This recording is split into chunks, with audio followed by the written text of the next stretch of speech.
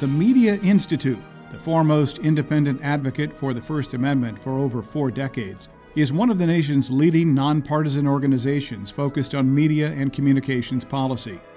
The Media Institute promotes freedom of speech, recognizes excellence in journalism, and encourages a competitive media environment and communications industry.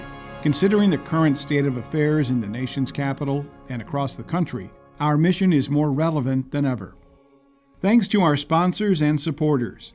At the Platinum level, AT&T, Charter Communications, Consumer Technology Association, iHeartMedia, LG Electronics USA, Tegna, Verizon Communications, and Viacom CBS. Our gold sponsors include America's Public Television Stations, CTIA, Everything Wireless, Education Networks of America, Interactive Advertising Bureau, National Association of Broadcasters, NBC Universal, and NCTA, the Internet and Television Association. Silver sponsors include ACA Connects, America's Communications Association, Advanced Television Systems Committee, ATSC, Cooley LLP, Corporation for Public Broadcasting, Covington and Burling LLP, Cox Enterprises Inc., Davis Wright Tremaine LLP, DLA Piper, Lerman Center PLLC, News Media Alliance, T-Mobile, U.S. Telecom, Wiley, and Wilkinson Barker Nauer LLP. Thanks to all for making today's event possible. And now the President and CEO of the Media Institute, Rick Kapler.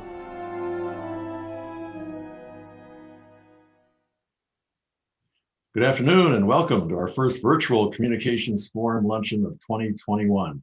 Thank you for being with us today. Well, we're starting this year in virtual format, and we'll see how things go as the year progresses and we all get our vaccines. But we're glad that we can be with you virtually and bring you a terrific program today. Before I introduce our speaker, I'd like to extend a special thank you to our luncheon sponsors. I'm so glad to welcome you back here today. 2020 was the most challenging year in the history of the Media Institute, as I'm sure it was for many of you. But we made it, and we're back today for the start of a new luncheon series. There's only one reason we're here, and that's you, our sponsors. I can't tell you how grateful we are to all of you who renewed your sponsorships for this year. If you had not come through, we would not be having this virtual luncheon today. And in fact, the future of the Institute would be in grave doubt. So thank you for believing in the Media Institute.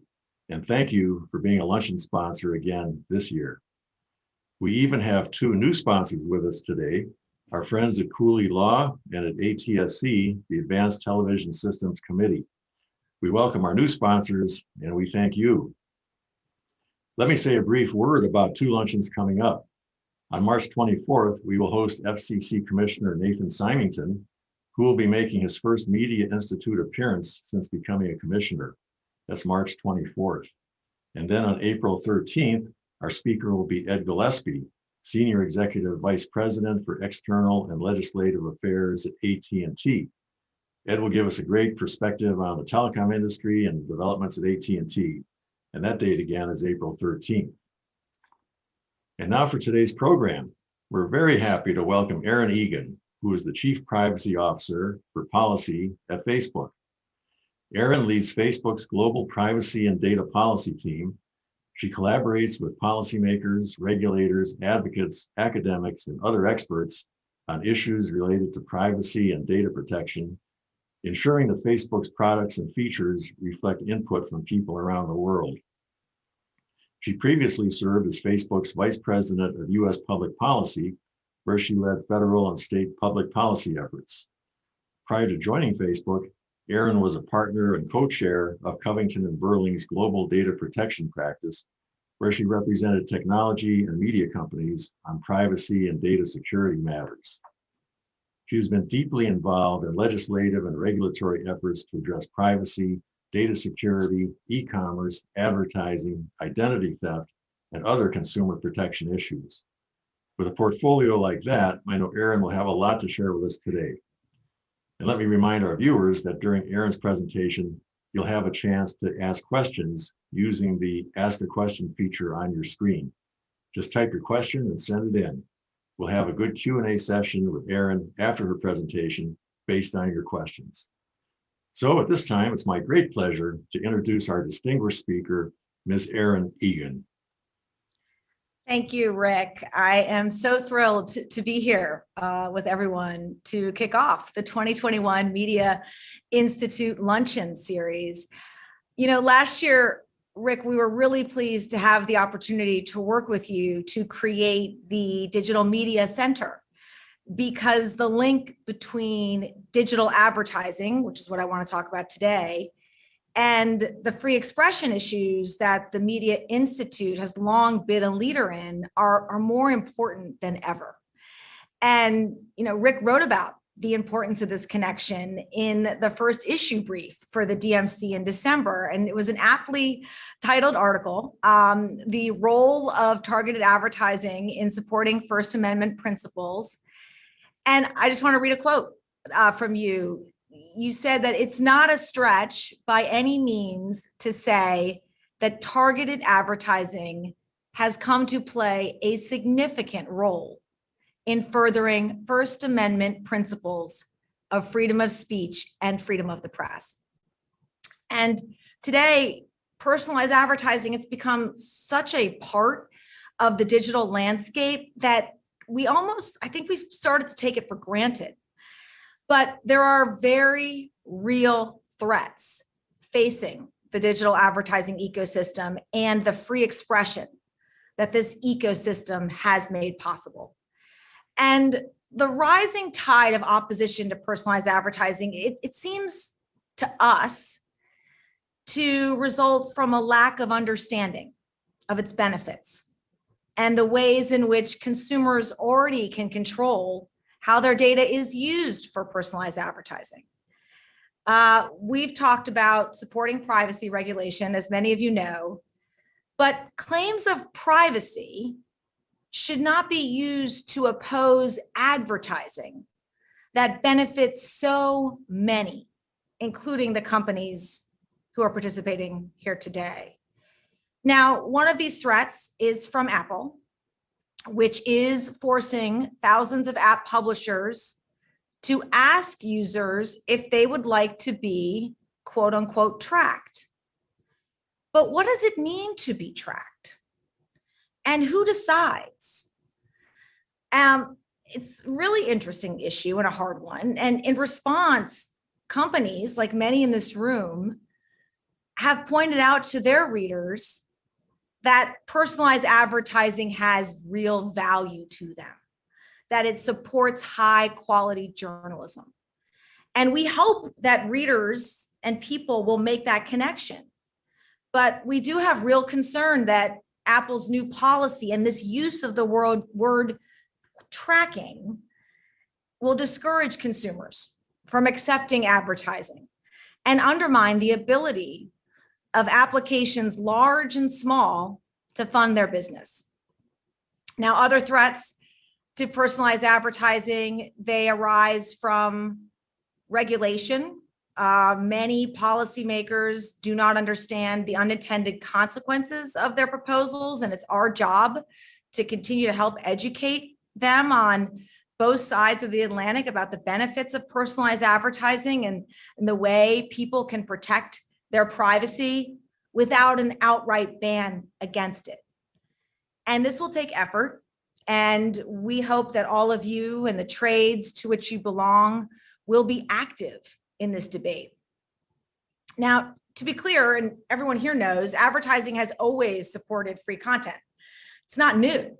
I was mentioning to Rick before we started that I started my life as a media lawyer in the 1990s, when advertising made free television and radio content possible.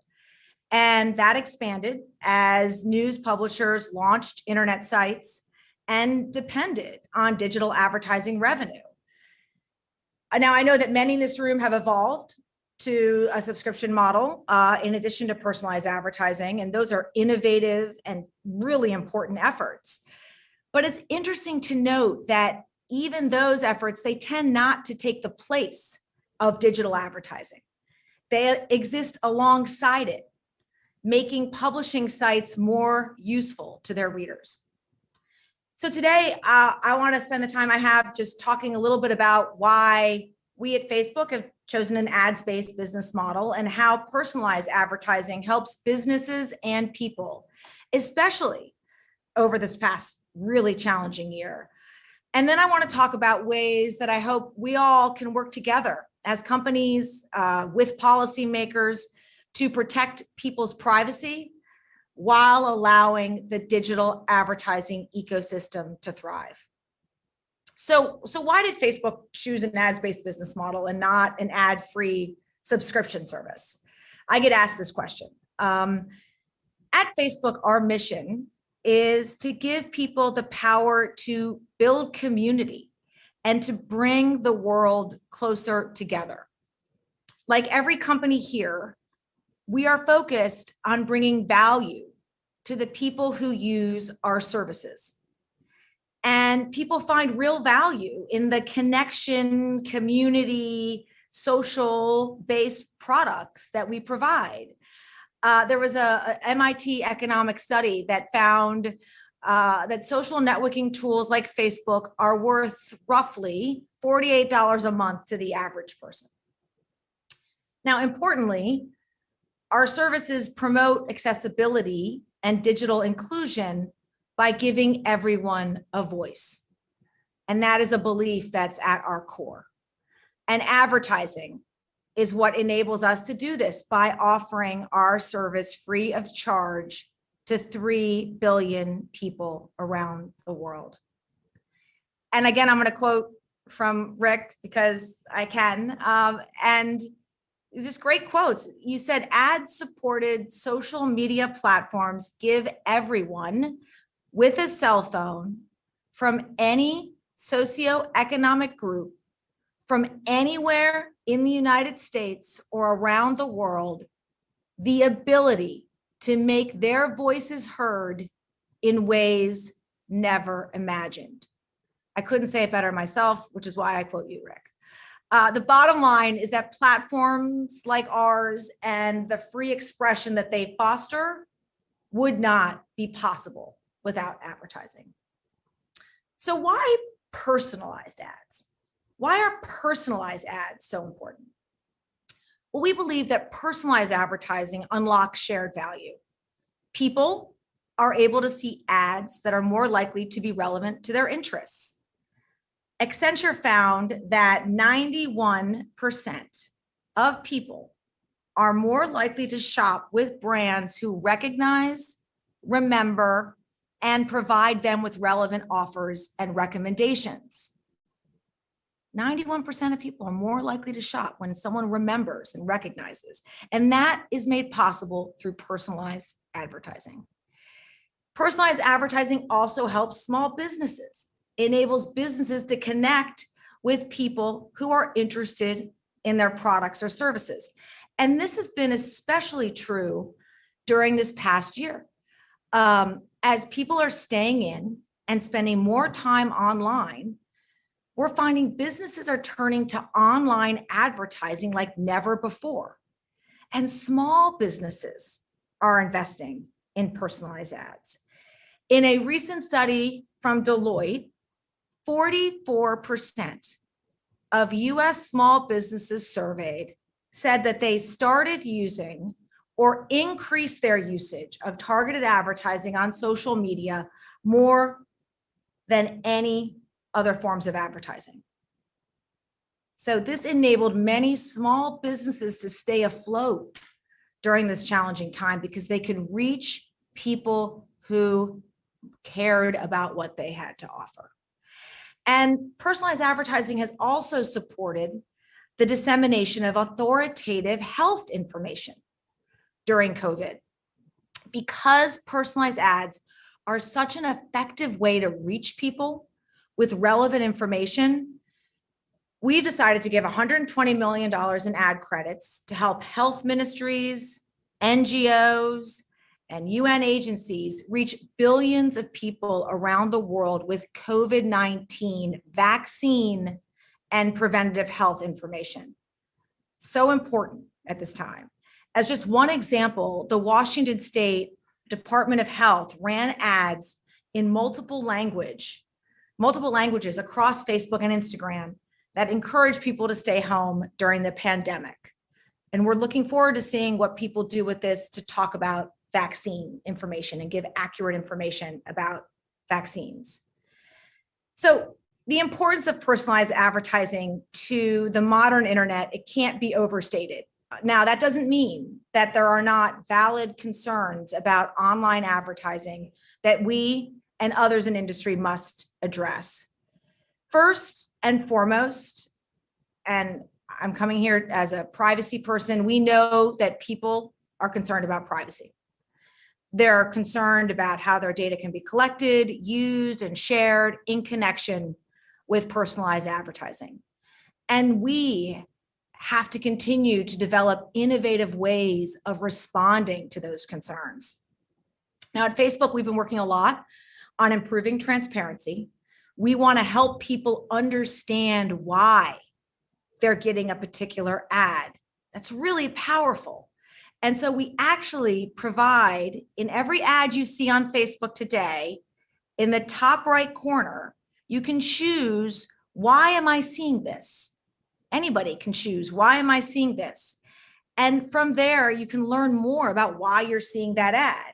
And we just redesigned this feature. I encourage you all, if you're on Facebook, check it out. I think it's really useful. Transparency is key to helping people understand. We're also working on giving people more control over how we use data to show them personalized ads. So today on Facebook, you can make choices about the interest categories that we use to show you ads. And we also have several tools that help people make choices about the ways we can use or store data that we receive about people from advertisers. And we're really proud of these tools. I hope I'm still there with all of you. Am I still there, Rick, with you? I'm going to pretend that I am. The power seemed to go out in this building I'm in. But I'm going to keep going and hoping that it's okay. Yes, I see that. I see it. Perfect, Rick. Thank you. Sorry, I couldn't see the screen or anything. Awesome. So we're really proud of these tools. I apologize for the technical difficulty. And if everything goes black, please know that I apologize. But these tools they're really powerful evidence that it's possible to provide personalized advertising in a privacy protective way. Now, we also know at Facebook that we can't stop at transparency and control, that we have to do more to build privacy into our products and our processes. This is why we have an internal privacy review process. And we're also investing in privacy enhancing technologies, which are really exciting and have the potential to allow us to provide personalized advertising while processing less personal data. So the bottom line here is just, we know we have more to do. It's a constant evolution around transparency, around control, around new technologies that protect privacy. But we know we can have an open, ad-supported internet and protect people's privacy at the same time. And so we should all fight hard to sustain the business model that gave us the internet as we know it. We don't need to eliminate ads. We can protect privacy in many, many ways. And this is where I want to sort of pivot to talk a little bit more about what we can do together. One of the big things is that we need to increase trust in the advertising system as a whole. This is clear, and this is where increased regulation can help. I mean, when you ride in a car or fly in a plane or even have lunch, you probably don't think much about your safety. You're not thinking about how the car was put together or whether the food has been made with safe ingredients. You don't think about these things because you trust the systems behind the cars and the planes and whatever you're eating. You trust that there's a foundation of laws and regulations and norms and institutions and practices that ensure that these things are reasonably safe. And so we need to take a lesson from that and increase trust in the system that supports the internet. And we think that regulation is a vital step on the path to doing that. And that's why Mark Zuckerberg, our CEO, has called for regulation in the areas of content, elections, data portability, and yes, privacy. Because we think that comprehensive federal privacy legislation will go a long way to build trust in the internet and thereby help sustain the tremendously valuable ecosystem that we just talked about. So US leadership in technology and technology policy, it's led the way for the rest of the world since the beginning of the internet. And the US also leads the world in free expression, thanks to the First Amendment and the hard work of the companies in this room to inform and enlighten their readers. But we are concerned about the risk of no longer being the leading benchmark globally. I mean, privacy law in the US has not kept up with the rest of the world. Notably in Europe, whereas folks here know we have the GDPR, the General Data Protection Regulation. We don't have a comprehensive federal legislation in the US, and it isn't good for people who deserve privacy protections, and it isn't good for US businesses because we're engaged in global commerce, and we're seeing an increasing number of countries adopt requirements, whether that's in Brazil and in India and other places where privacy legislation is moving, and we need in the US to have a framework. We're also seeing an increasing number of countries adopt requirements that companies store data about their residents within that country's borders. And this is a phenomenon that we call data localization. And we're seeing other potential impediments to international data flows. As you're no doubt aware, the European Court of Justice last year struck down the Privacy Shield, which was this key mechanism enabling EU to US data transfers. These transfers are now at risk. And these developments raise the real possibility of a fragmented internet, which would transform the modern global digital economy that we know today into a splintered, siloed internet. And it would roll back advances in accessibility and innovation and growth and opportunities for building connections around the world. So now more than ever, we need the United States to show leadership on a range of tech policy issues. And I think that industry, companies who are here today, our trade associations can do a lot to help make that happen. So Rick, these are some issues that are really important to us at Facebook, and I'm so grateful to have the opportunity to talk about them. Knowing many of you like I do, I wish we could be together in person, but I hope we can do that soon. And I look forward to your questions. And again, apologies for the technical difficulties here. Well, thank you, Erin. Thank you for a very interesting and enlightening presentation. You covered a lot of ground here, and we certainly have a lot of questions. I know we won't be able to get to all of them by any means, but and also keeping in mind that your area of expertise is privacy, and so we'll try and keep our questions kind of attuned to your area of expertise here as much as we can. Although questions across the board, as you might well imagine. I want to start with the first question from Stuart Brotman, who is the Media Institute's Distinguished Fellow and the author of the recent book, Privacy's Perfect Storm, Digital Policy for Post-Pandemic Times. One of our privacy experts, and I'm sure one of the people that you know and have had the pleasure of working with. He asks, how does Facebook prioritize its top 3 digital privacy policy initiatives for 2021 at the federal level and also state and internationally? What would be Facebook's 3? Yeah, from a privacy perspective, our priority is a comprehensive federal privacy law. And we think that actually the laws that you do see around the world, GDPR, we have similar framework in Brazil, they have really good pieces to them that we think would make a lot of sense in a federal approach. So for example, giving people rights around their data. So they have a right to know. We talked about transparency today, the right to have a understanding of what data is collected, how it's used, with whom is it shared. They have a right to control that information. They have a right to access. They have a right to delete that information.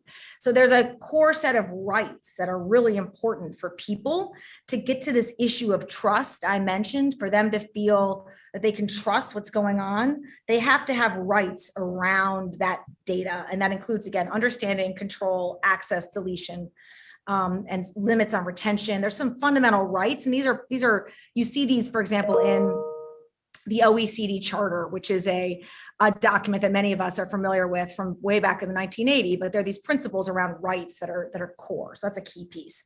A second piece is around accountability and governance. And this is something that we have spent a lot of time thinking about. When we, many of you who are, listening today understand Cambridge Analytica, and that was such a defining moment for the company and for our team. And we realized that we needed to take a broader view of our responsibility. And in Cambridge, it was about apps and developers and what we needed to do in that piece. But it really, more importantly, it really triggered a massive cultural shift at the company around accountability.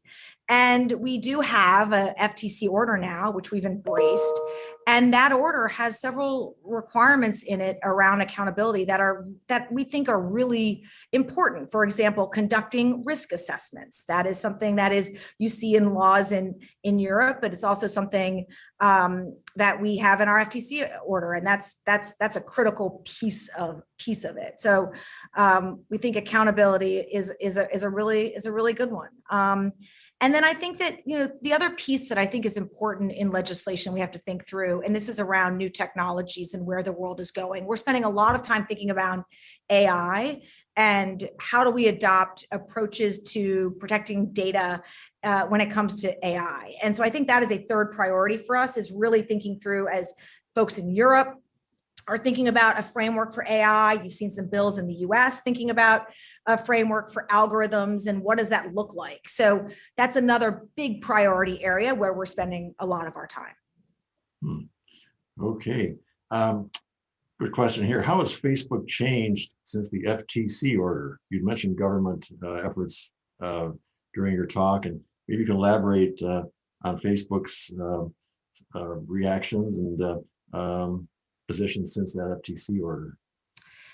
Yeah, and thank you. And it was a big order. It was a big deal for the company, as I mentioned. And since that order, over the past few years, we've kicked off dozens of work streams across the company, both technical and non-technical, that are working to implement important changes around privacy. And so, for example, one of the things we're doing is we're investing in underlying technical systems that shape how data flows through the system. That's something that's really important, is how the technology can help in this space.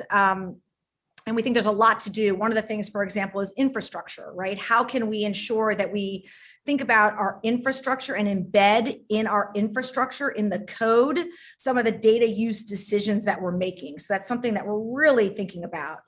That also includes, as I mentioned, privacy risk assessments. We've been undertaking those. We also have a new engineering program, which serves as our vehicle to distribute and implement privacy technical improvements across the entire company. So, for example, we need engineers to do research and think about how we can build privacy safe products 5, 10, 15 years down the road. And so we have an engineering team just thinking through that. And then I think the last bucket is, I said transparency and control earlier. And I think we've really tried to enhance our privacy tools and controls since the FTC order. We launched, as you may know, off Facebook activity, which I mentioned, where people can have an understanding of the data that third parties send to Facebook and control it. There's ad preferences, manage activity. We do privacy checkups. So we've really tried to take a holistic approach to make really good decisions from product development all the way to launch and after for people. Okay, now our friend Gary Shapiro at CTA says, thank you for defending and supporting the media. And his question, what law would Facebook like which protects privacy and allows personalized ads? opt-in or opt-out safe harbors? I know you mentioned the comprehensive privacy legislation. How would these elements possibly fit in? Yeah, and I think there's probably elements of all of that. I think that's needed for privacy legislation. I think what's important is understanding, the risks. That's what's really that's the key. And I think for personalized advertising, we think that there's a real opportunity in context with meaningful controls that work for people. So we actually think that kind of model where you've got really transparent offerings and you've got meaningful controls is a good model for personalized advertising. Now, that said, if you're talking about sensitive data or sensitive inferences, that should be a different approach, and that should be a model that is more of an opt-in model. So I think when you think about data use and you think about privacy legislation, it really is it's a spectrum of risk, just like we talked about risk assessments. And many of these questions around opt-ins or opt-outs, it really depends on the context, and it depends on the type of data and the type of use. So I think that it really is a spectrum, and all of those elements should be a part of privacy legislation. Okay. Now, our friend Gary Arlen is wondering what Mr. Zuckerberg might say about personalized advertising in the remarks he'll be making at the House hearings on March 25th, I believe it is. And also what he might say about any ad misinformation or disinformation. Or is it too early to speculate on what he might say?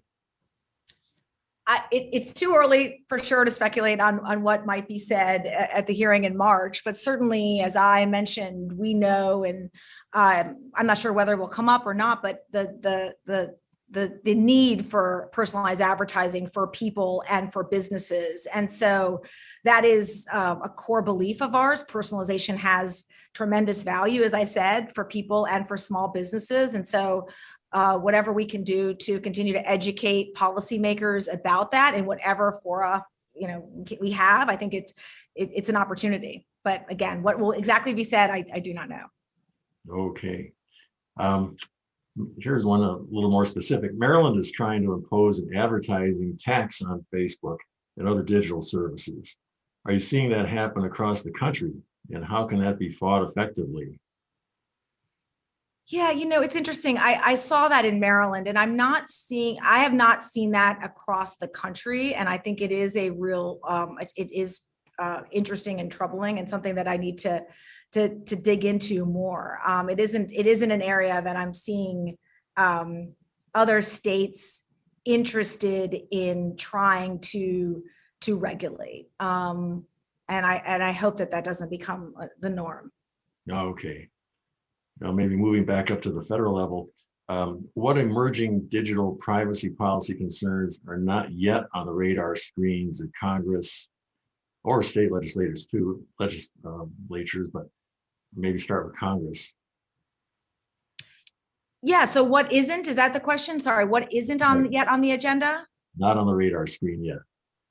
Yeah, well, I think that this is, I mentioned a little bit around algorithms and AI, and we've seen a few bills at the federal level starting to talk about algorithms and decision making, but AI poses really complex questions and challenges to existing legal frameworks, and deciding what effective and technically feasible AI regulation should look like will not be easy. We've talked a lot about responsible AI principles, and how can we take these principles. You think about algorithms. We want to make sure that the decisions they're making are fair. We want to make sure that there's transparency. So these are important principles, but then taking these principles and figuring out how to then put them into regulation is going to be really interesting. The goal is we don't want to cut short the potential of AI to transform so many things. It's already in, so many businesses we're all relying on AI today. But we don't want to cut the potential short with inflexible rules that may not be able to adapt to a rapidly changing field of technology. So this is an area where we need to spend a lot of time to get it right. And another question from Stuart Brotman. Does the FCC have a role to play in digital privacy protection, the FCC?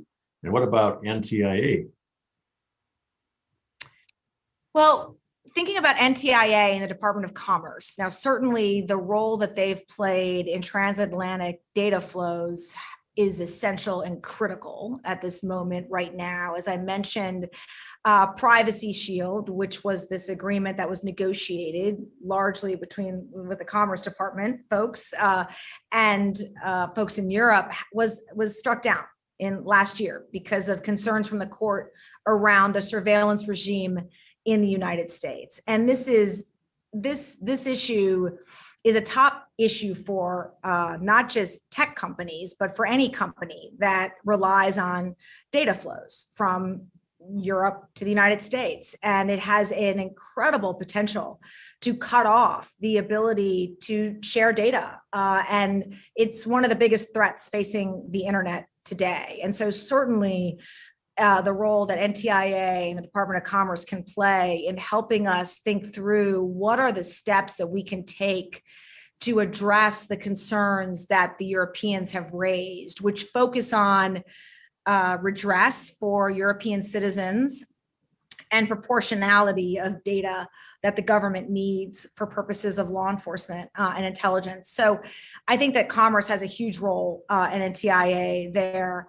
I think the FCC it's a really interesting question of the role that they can play. And in legislation, we do think it is important to have a strong regulator. And we certainly, with the Federal Trade Commission, with having a consent order with them, we know the importance of a strong regulator. And we do think the FTC has a lot of experience in this space. They have decades-long experience when it comes to privacy, but certainly the FCC there's certainly privacy laws, we know them, that apply to telcos and cable operators. And so probably when it comes to regulation, there will be a role for the FCC and the FTC. What about a U.S. Digital Protection Agency? That's an idea that's been floated in some circles. What about a dedicated agency?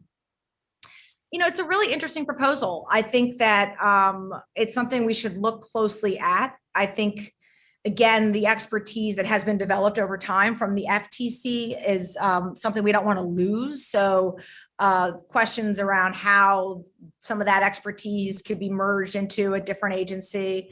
Again, I think for businesses and for people, getting back to what we talked about, it is about trust in the system. It's about building trust. And again, we support a role for a regulator.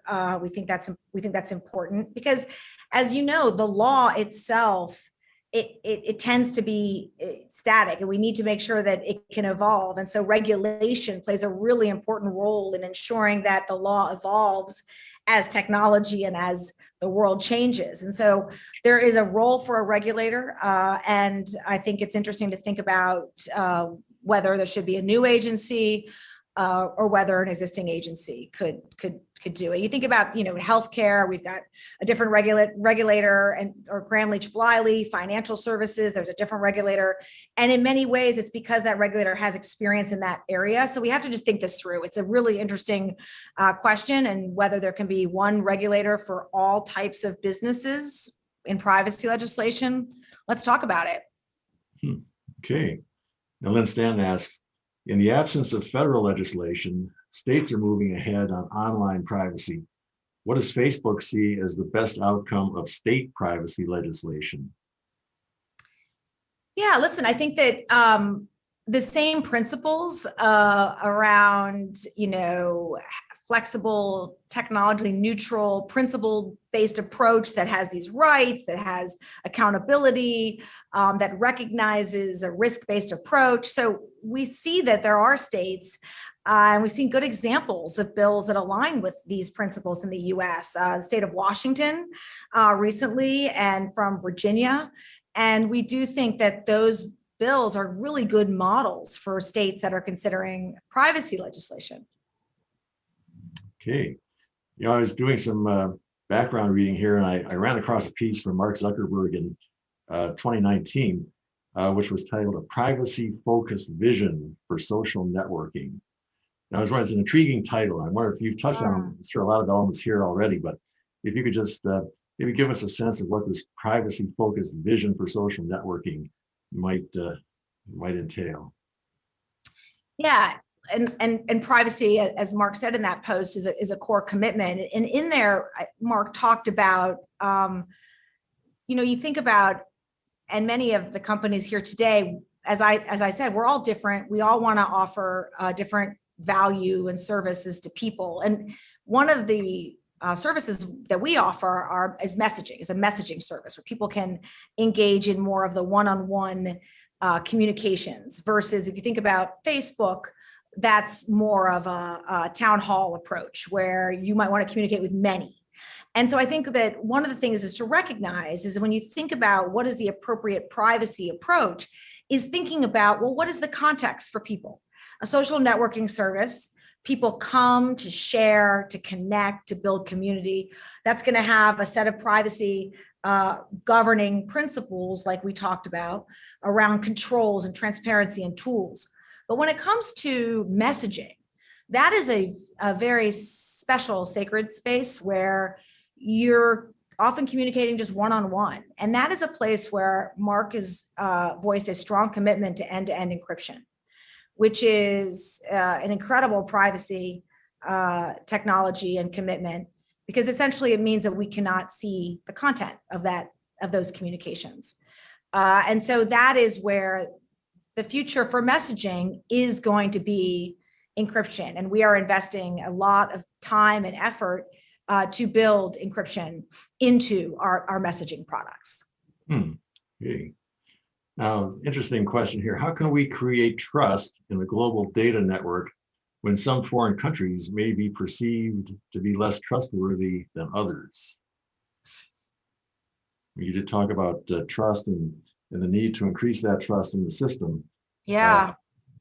And maybe, well, as you indicated, regulation could play a role for that, perhaps in this country, but globally, how does that play out on that? Yeah. Well, it's a really important point and question, and certainly when we talked about transatlantic data flows, the kinds of concerns that the Europeans have when it comes to the U.S. surveillance regime are concerns that they would have for many surveillance regimes. But then there are those regimes that you can't trust at all. And I think that it's a hard question. I think for us, when it comes to complying, we comply with applicable laws around the world, and we're going to and look at each law in the context in which it's being put on us. And so there might be situations and areas where there might be governments that we're going to say, you know what, this is not going to work for us. And so I think it really depends on context. Trust is important. And so ensuring that when it comes to data and who has access to data, and certainly the data of people on Facebook, we are committed to making sure that we're protecting people in every way. And that includes when it comes to governments and government requests for data. Okay. Well, we're coming up on our time here, Bob. I'd like to close with one sort of big picture question. And you've touched on probably a lot of the elements of this already, but just to sum up, what do you see as the next big topics in privacy?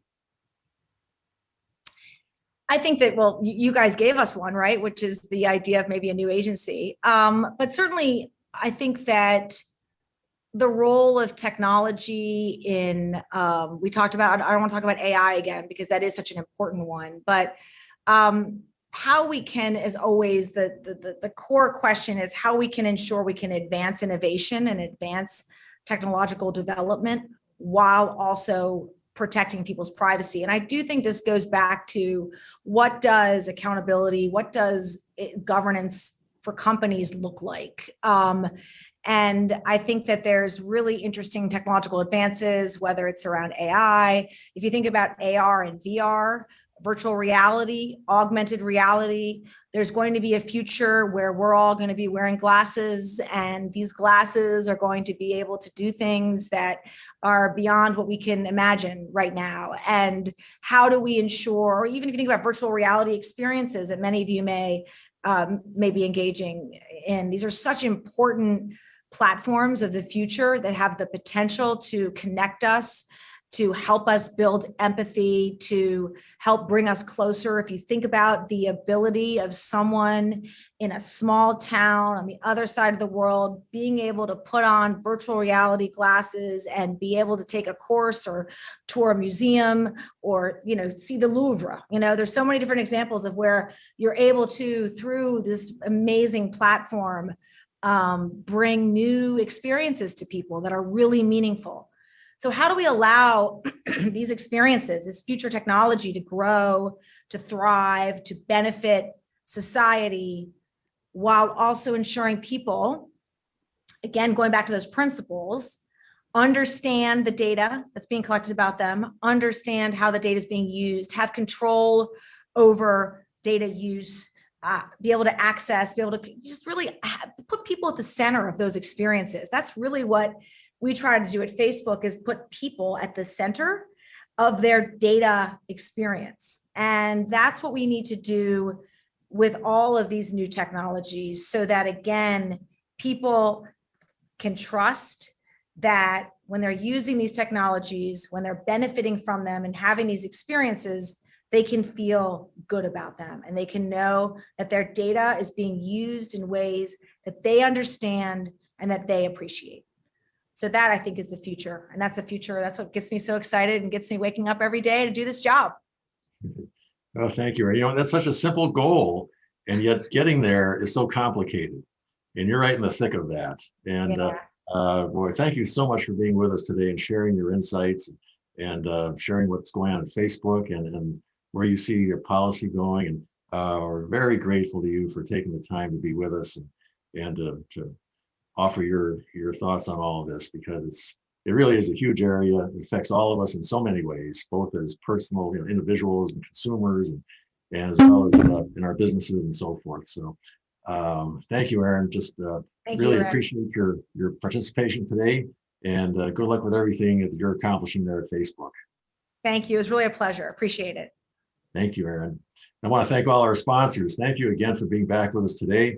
We hope you enjoyed our first virtual event of 2021, and we'll look forward to seeing you again. Special thanks to Dave Arlen of Arlen Communications, John Taylor of LG Electronics, and of course our chairman of the board, Mr. Dick Wiley. So we look forward to being with you on March 24th with FCC Commissioner Nathan Symington. Thank you all for joining us today. Thank you to our guest speaker today. Thank you to the Navy Band, and a big thank you again to our sponsors. We'll see you next month.